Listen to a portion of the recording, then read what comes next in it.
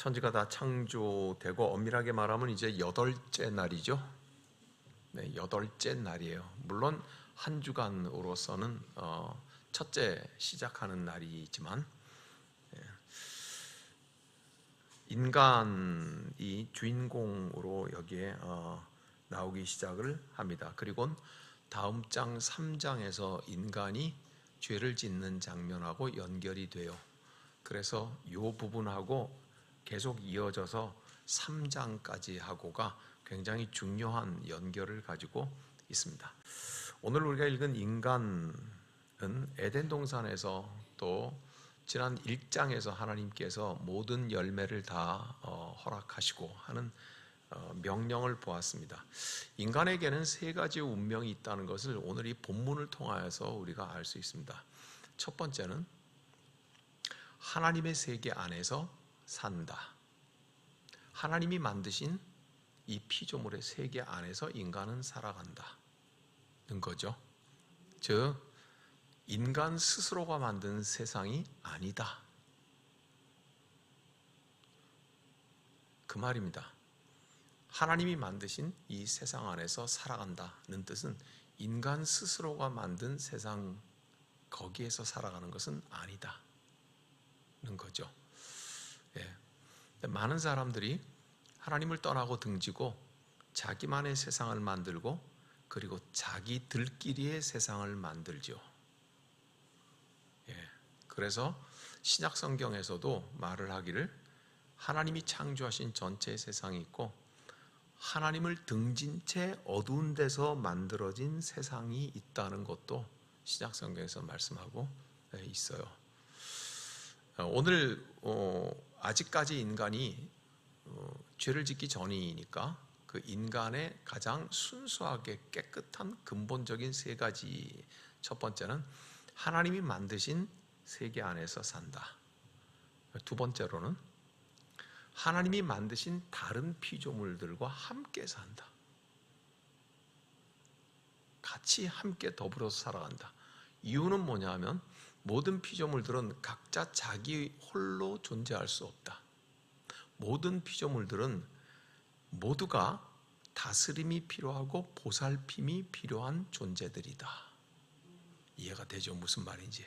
그러니까 인간은 만물의 영장이고 모든 것을 다스리고 모든 것을 먹을 수 있다고 허락받았지만 그렇지만 인간은 피조물들과 함께 살아가는 존재이다. 굉장히 중요한 얘기입니다. 이거를 다른 말로 해서는 창조 질서의 보존이라고도 말합니다. 하나님이 창조하신 질서를 우리가 보존하면서 살아가야 한다고 하는 게 인간의 중요한 두 번째인 것입니다. 인간이 자연을 마구마구 파헤치고 마구마구 무너뜨리고 있죠. 올여름에 비 오는 게 심상치 않을 거예요. 이미 전 세계 곳곳에 그렇다는 걸 뉴스를 다 들으셨죠. 네. 굉장히 저 밑에 남쪽의 적도 지방에 있는 뜨거운 바닷물이 북쪽으로 굉장히 빠른 속도로 올라오고 있다. 그 말을 해요. 북쪽에서 올라와서 일본 밑으로 해가지고 뜨거운 물이 돌아서 한국과 일본 사이를 거쳐서 이렇게 가는 흐름을 가지고 있는데 이걸 쿠로시오 해류라고 해요. 일본의 해양학자가 발견을 했다고 일본 사람 이름을 붙인 거예요. 쿠로시오 해류라고. 이 쿠로시오 해류가 급속히 지금 북쪽으로 올라오고 있어서 우리나라 쪽에 지금 양식하는 것들이 전부 다 폐사하고 있고 뭐 이렇다. 그렇죠? 중요한 것은 아직 사람이 죄를 짓기 전이니까 중요한 것은 사람은 다른 세상의 피조물과 함께 더불어 살아야 한다. 그 다음에 3번째는 뭐예요? 살되 하나님의 뜻에 따라서 살아야 한다. 즉 하나님의 뜻에 맞추어서 살아야 한다. 3개를 말씀드렸어요. 오늘 우리의 본문에서 우리가 알 수 있는 것, 인간의 운명. 점치는 사람들은 팔자라 그러죠. 우리 인간의 운명은 3가지다. 첫째, 하나님의 세계 안에서 살아야 된다. 두 번째, 다른 피조물들과 더불어 살아야 한다.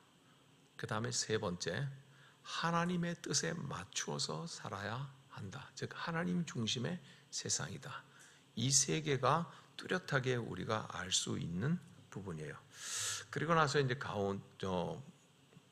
자세한 것들을 하나씩 좀 살펴보죠. 9절에 생명나무가 나옵니다. 그렇죠? 9절을 한번 다시 읽어볼까요? 여호와 하나님이 그 땅에서 보시기에 아름답고 먹기에 좋은 나무가 나게 하셨는데 동산 가운데는 생명나무와 선악을 알게 하는 나무도 있더라. 생명나무가 있고 선악을 알게 하는, 선악 앞에 3번이라는 번호가 붙어 있죠. 여러분의 성경에 다 있죠. 그래서 그 밑에 3번을 찾아보면은 뭐라고 돼 있어요? 선악 지식의 나무라고 돼 있어요. 그러니까 선악과는 지식의 나무예요. 지식의 나무예요. 그러니까 생명나무와 선악과, 우리가 알고 있는 선악과가 있다. 그렇게 되어 있죠.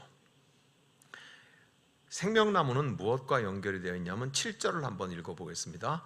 여호와 하나님이 땅의 흙으로 사람을 지으시고 생기를 그 코에 불어넣으시니 사람이 생령이 된지라 하는 것과 관계가 있다. 하나님의 생기 그리고 생명나무, 이것은 하나님과의 교제를 의미하는 거다. 하나님과의 사귐을 뜻하는 그런 의미를 가지고 있다. 그 다음엔 선악과는 17절에 한 번 더 나와요. 마지막 17절을 읽어보죠. 그 사람에게 명하여 이르시되 선악을 알게 하는 나무의 열매는 먹지 말라. 네가 먹는 날에는 반드시 죽으리라 하시니라. 그래서 여기 선악과가 나오죠. 근데 이 나무들은 하나님의 명령이 가장 중요하다고 하는 의미를 우리에게 줘요. 생명나무가 뭐냐? 선악을 알게 하는 나무가 뭐냐? 지금 창세기 2장의 전체에 우리가 읽은 본문의 흐름을 가만히 보면은요, 이 나무의 자세한 정보는 별로 중요하지 않아요. 왜 중요하지 않아요? 지금 하나님께서 에덴 동산, 즉 세상을 만드셨는데 이 세상은 하나님 중심, 즉 하나님이 다스리시는 세상이라고 하는 의미로서 생명나무와 선악과가 나타나는 거죠. 그러니까 이 창조의 세상에서 정말 중요한 것은 하나님의 명령이 절대적으로 중요한 거다 하는 핵심 메시지를 알려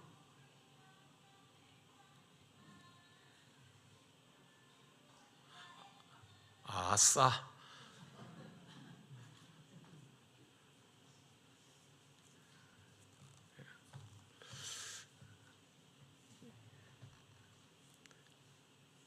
그렇게 이 두 개의 나무가 성경을 주석을 하는 학자들은 이 두 개의 나무를 한 개의 나무의 두 표현이라고 보기도 해요.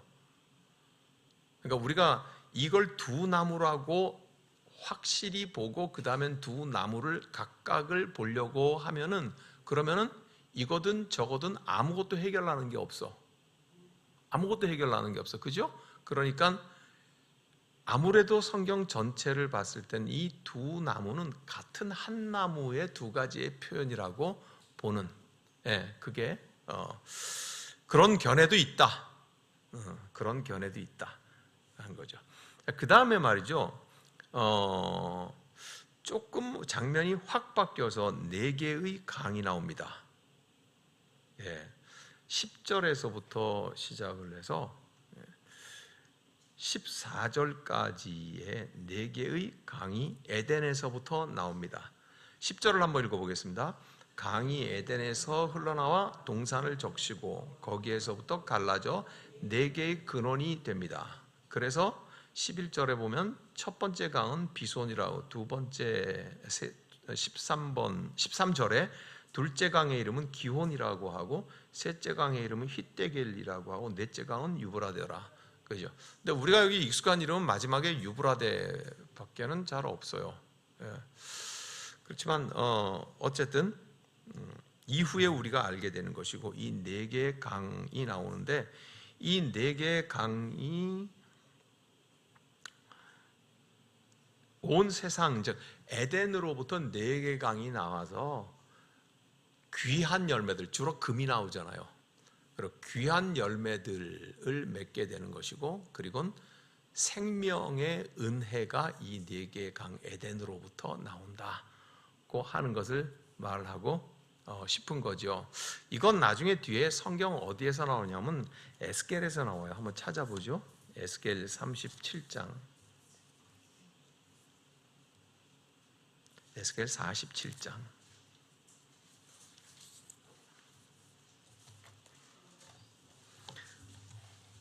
성전 문지방에서 물이 나오는 장면이 에스겔의 환상 가운데서 나오죠. 에스겔 47장 1227페이지에 있습니다. 구약 성경 1227페이지에 있어요. 에스겔 47장 1절과 2절을 먼저 읽어보죠. 그가 나를 데리고 성전문에 이르시니 성전의 앞면이 동쪽을 향하였는데 그 문지방 밑에서 물이 나와 동쪽으로 흐르다가 성전 오른쪽 제단 남쪽으로 흘러내리더라.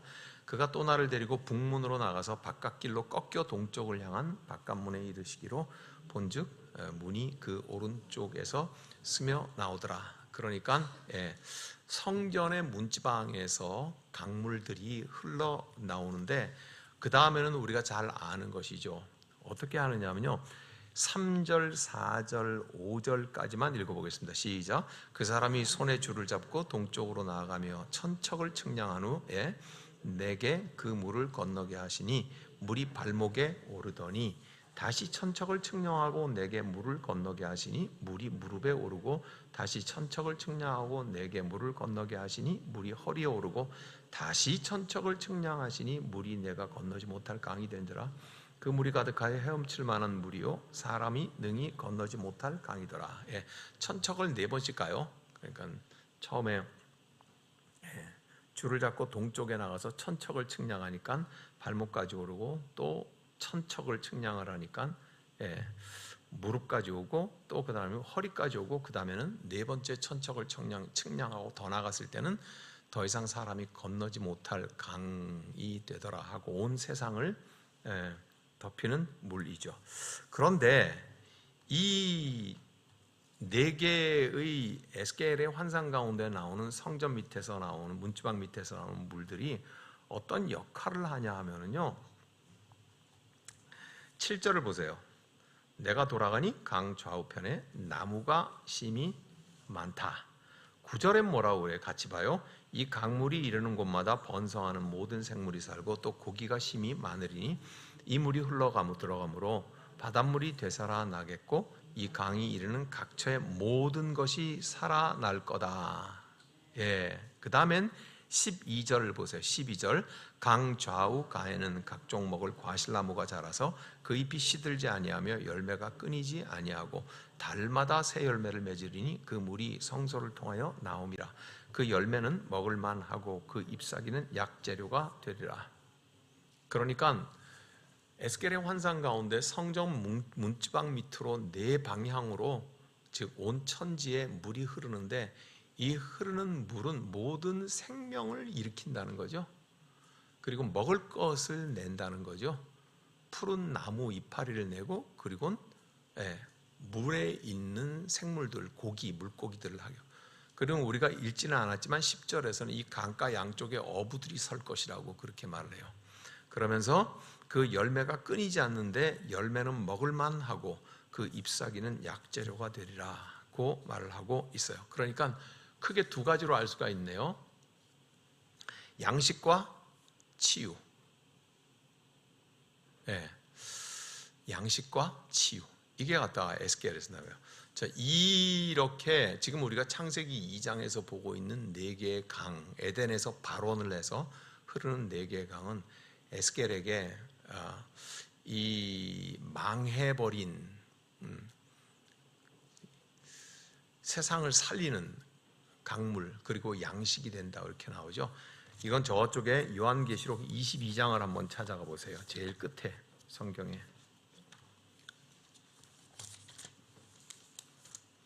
요한계시록 제일 끝장 22장.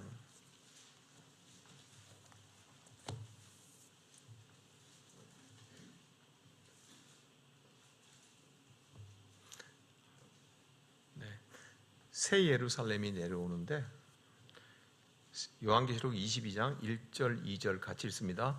또 그가 수정같이 맑은 생명수의 강을 내게 보이니 하나님과 및 어린 양의 보좌로부터 나와서 길 가운데로 흐르더라. 강 좌우에 생명나무가 있어 12가지 열매를 맺되 달마다 그 열매를 맺고 그 나무 잎사귀들은 만국을 치료하기 위하여 있더라. 아멘.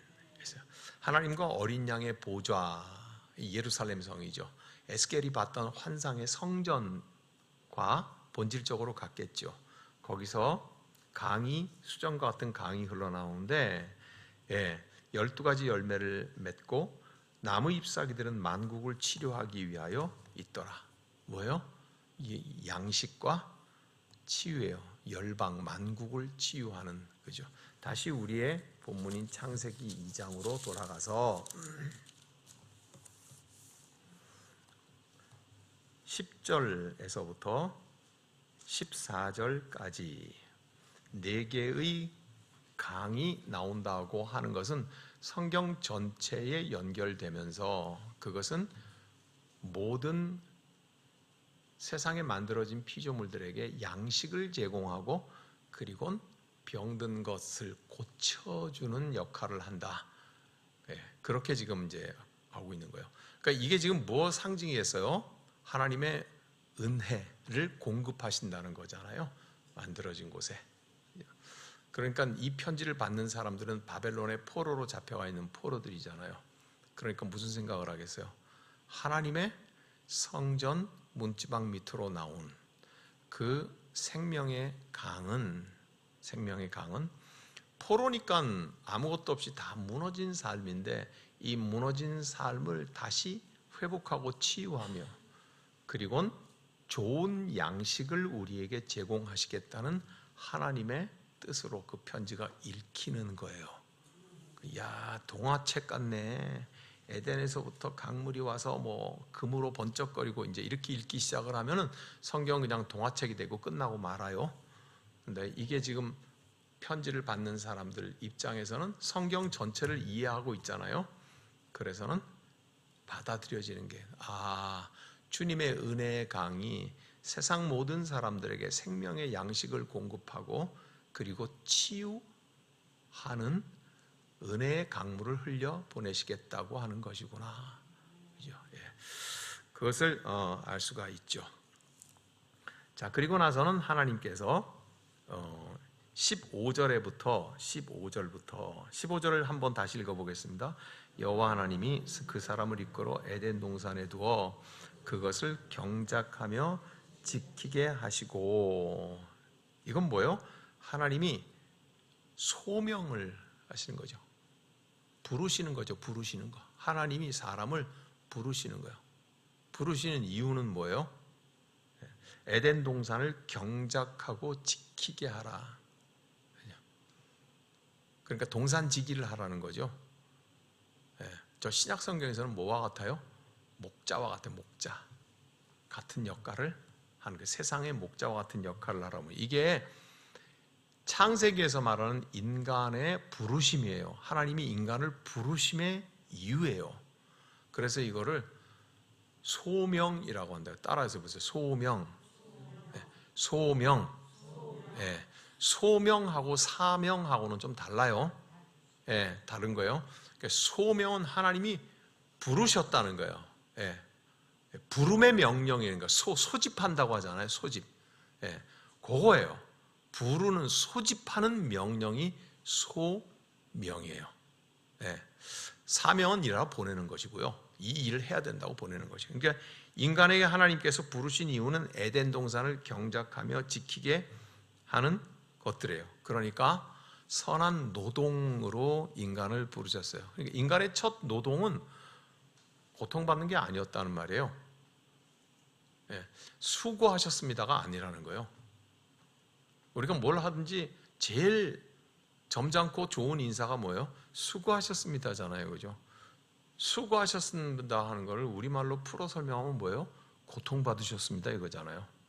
받을 숫자 쓸 꽃자예요. 그러니까 쓴 고통을 받았다 이 말이죠. 무슨 일을 했든지 고통받으셨습니다. 고통받으셨습니다. 이거 수고하셨습니다 하는 걸 취하지만 고통받았다고 하는 거죠. 인간에게 일은 고통이 아니었어요. 처음 인간에게 일은 수고가 아니었다고요. 에덴 동산 전체를 지키며 다스리는 일, 경작하는 일, 그것이 인간의 소명이었죠.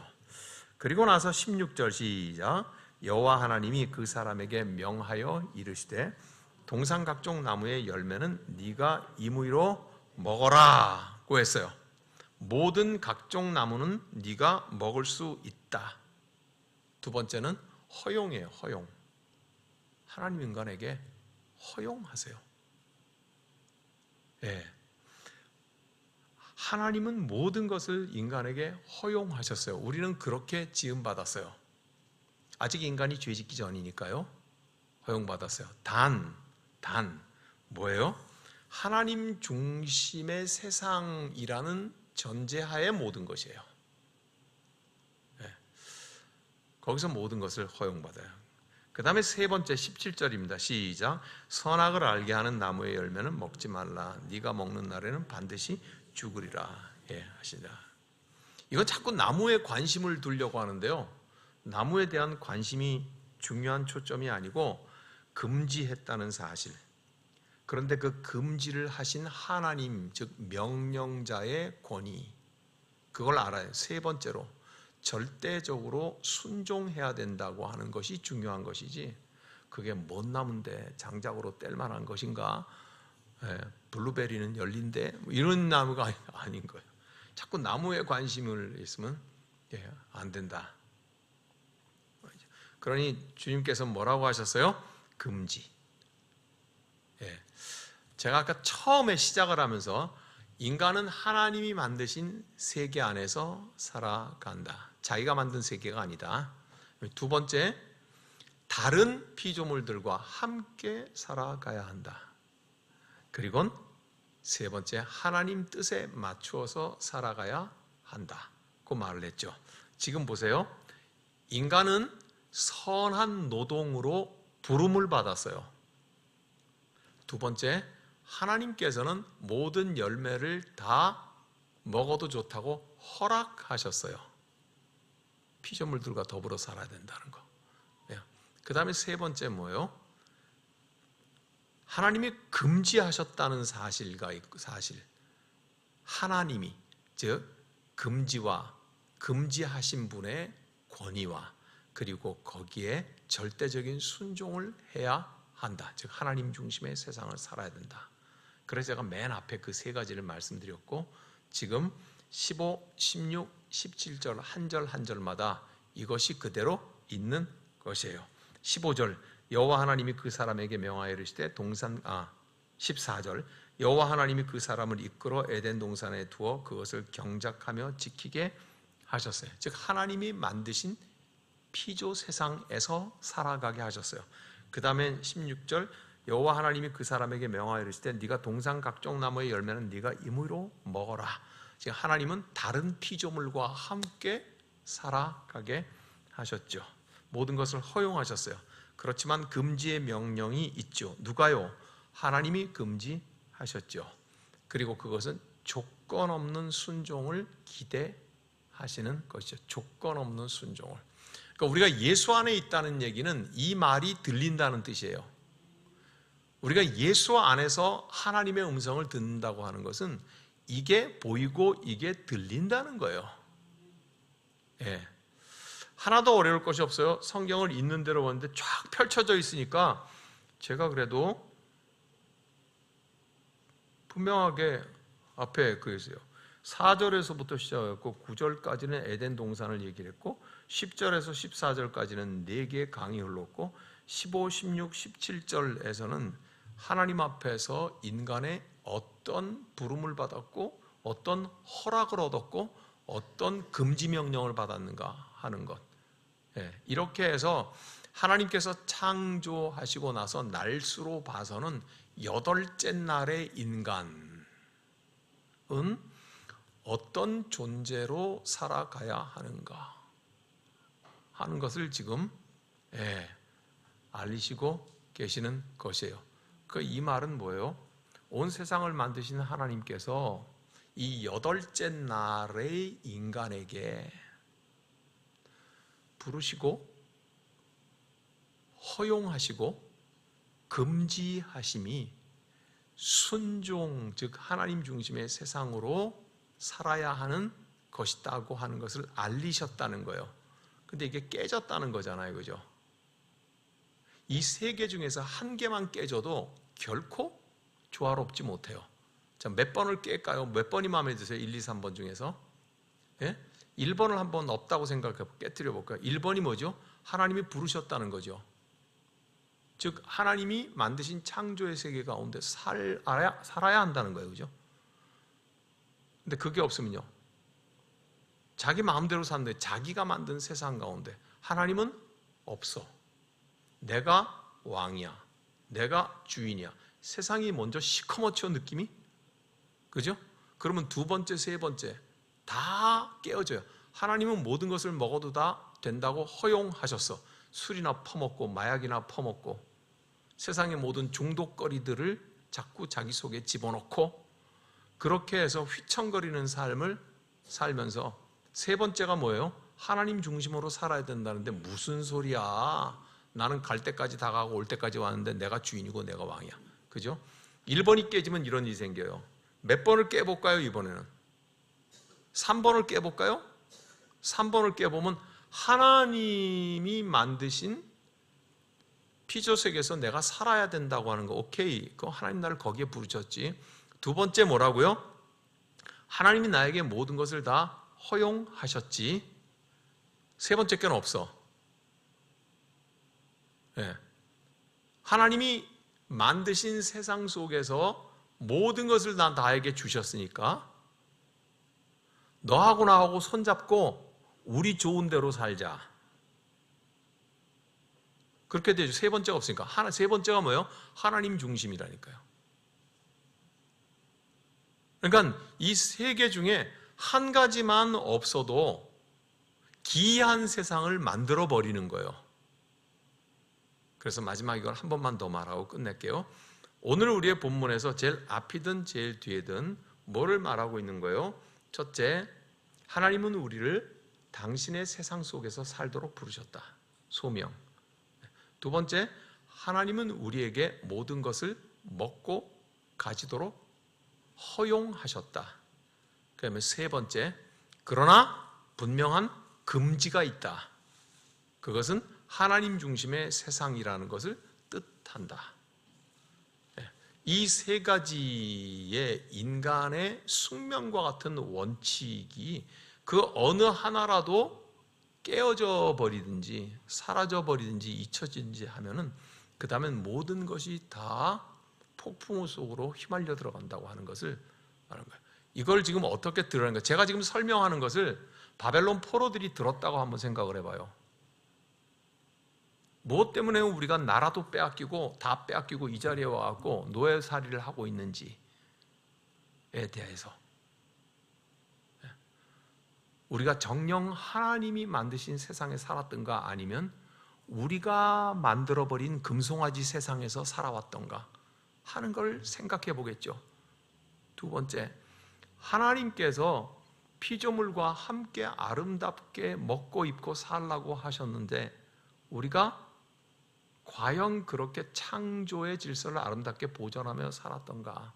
고대에 번창했던 도시들이 어느 날 갑자기 흔적도 없이 사라져버리는 중요한 이유는 거의 대부분이 나무를 무작정 잘라서 썼기 때문이에요. 여러분, 의외의 사실이죠. 이건 모두가 과학하는 사람들이라면 다 역사 속에서 밝혀진 사실이에요. 나무를 왜 필요해요? 밥 하는데도 나무 떼야 되죠. 난방하는데도 나무 떼야 되죠. 집 짓는데도 나무 떼야 되죠. 건물 세우는데 나무 떼야 되죠. 뭐든지 만드는데 나무가 제일 수월하죠. 돌보다. 그죠? 그러니까 한 도시의 인구가 늘고 그 도시의 장사가 잘 되고 사람이 몰려들기 시작하면 나무의 수요가 급작스럽게 늘어요. 예. 급작스럽게 늘면서 갑자기 도시가 역사 속에서 이유도 없이 팍 사라져버려요. 짧은 시간 안에. 그래서 고고학자들은 도대체 이게 무슨 이유일까? 거의 예외 없이 민둥산이 나오고 나무가 깡그리 다 잘라져 버렸기 때문에 그래요. 예. 제레드 다이아몬드라는 사람이 쓴 총균 쇠 그러는 책이 있어요. 서울대학교 학생들이 제일 많이 읽는 도서 1번인 책이에요. 예. 그분의 시리즈로 되어 있는 책에 그렇게 고증하고 있어요. 제가 아까 얘기를 옆으로 갔지만은 생각해 보세요. 바벨론의 포로로 잡혀가 있는 사람들이 우리가 적과 꿀이 흐르는 땅에서 번성하며 살았는데 그 번성하는데 피조물들과 함께 아름다운 질서 속에서 살았는가 하는 것을 생각할 거예요. 세 번째, 하나님이 분명히 금지의 명령이 있었는데 그 금지의 명령에 절대적으로 순종했는가? 아니면 산당을 짓고 푸른 나무 아래 음란하듯이 다른 신 바알과 아세라를 섬겼는가? 아니면 가나안 땅의 적과 꿀이 너무도 귀해서 황금덩어리를 하나님보다 더 섬겼는가? 바벨론 포로의 입장에서는 이게 지금 스스로 속에서 자꾸 지금 말해지고 있는 거죠. 우리는 아무 생각 없죠. 우리는 노예가 아니니까. 감동도 별로 없죠. 그렇지만 오늘 우리 창세기는 이와 같이 우리에게 있는 거. 오늘 우리의 입장을 한번 생각을 해보세요. 하나님이 만든 세상 속에 살고 있는지 아니면 너하고 나하고 짝짝꿍 해가지고 좋다고 하는 세상을 만들어가며 살고 있는지, 하나님께서 만드신 창조의 질서에 피조물들과 아름답게 조화롭게 살고 있는 건지, 아니면 우리가 세상을 과하게 착취해서 지구온난화니 뭐니 100년 후에는 인류가 멸망할 거니 이런 소리가 나오는 건지, 하나님께서 금지하신 금지의 명령이 뚜렷하게 있어서 이것은 하나님 중심의 세상이라고 하는데, 오늘 우리 사회의 지도자, 이 세상의 지도자라고 하는 사람들이 과연 하나님의 금지 명령과 그 권위에 순종하며 살아가고 있는지, 아니면 자기들의 권위를 더 앞세우고 살아가고 있는지. 그러니 오늘 이 말씀은 여전히 우리 가운데도 살아있는 말씀이다. 우리 함께 기도합시다.